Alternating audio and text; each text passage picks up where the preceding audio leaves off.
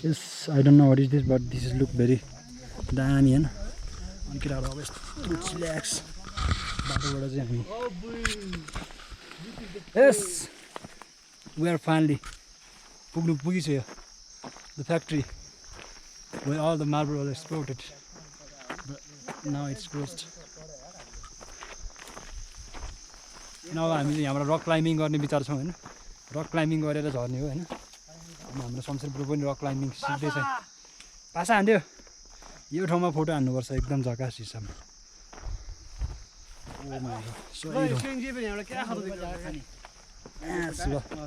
यहाँबाट चाहिँ हाम्रो मार्बल एक्सपोर्ट भएको थियो पहिला हैन ओहो त्यो सेन्ट जेभियर स्कुल हो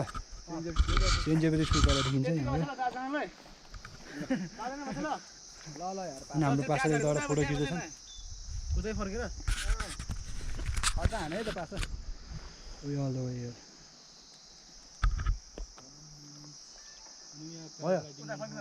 उता फर्केर गयो लाक्पा त्यो प्राय गाडी गाडी ठाउँमा हैन नेचर सोनी लिएर गएको थियो मलाई कलेजको त्यही धोकाको टाइममा अनि भयो त्यो माथि रातो माटो छ नि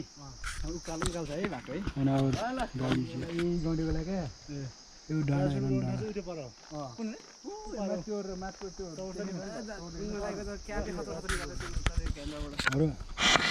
यहाँबाट छङ्गै तर एकदम छङ्गै छ हैन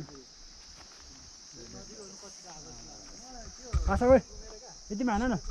शमशेरबाट बसेकोमा हान त सही देख्छ शमशेर यही पोजिसनमा हान्नु न यताबाट हान्नु नि यो and all the way oh my god ऊ फुलचोकी डाँडा माथि हो हैन all the way sky यो चाहिँ हाम्रो बाटो चाहिँ जो अफ रोडै छ बाइक ल्याउँदा चाहिँ मजा आउँछ